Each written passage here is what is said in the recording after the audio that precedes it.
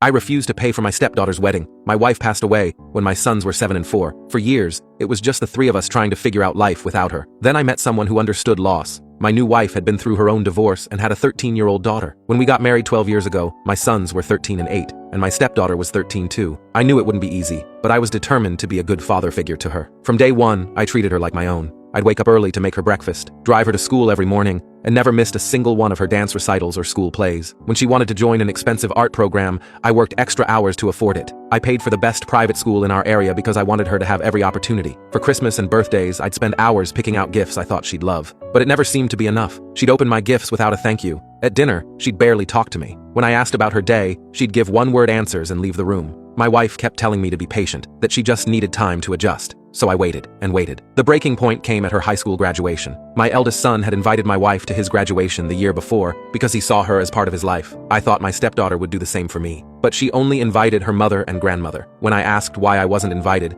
she didn't even hesitate. She said, "You're not my dad. You didn't raise me, and I don't want you in my life." I felt like I'd been punched in the gut. My wife told me she was just being a moody teenager, but those words stuck. Still, I didn't give up. I paid for her entire college education, tuition, housing, just like I did for my sons. I figured maybe one day she'd understand that I genuinely cared. A few months ago, my wife came home excited and told me her daughter was engaged. I was genuinely happy. I went out and bought a cake, balloons, and champagne. I even invited my son so we could celebrate together. Then, the night before, my stepdaughter called and said she'd changed her mind. She wanted my wife to come to her apartment to celebrate. Just the two of them. I was disappointed, but I still called to congratulate her. And when her fiancé asked who she was talking to, she said, "Just my mom's husband," and hung up. That one hurt. Still, I hoped maybe she'd let me walk her down the aisle, or at least have a father-daughter dance. But she made it clear there'd be no father-daughter moment because I wasn't her father. That was it for me. Last week, my wife sat me down to talk about money. The wedding was going to cost around $40,000, and my stepdaughter expected me to pay for it, since my wife doesn't work. I just sat there thinking about everything.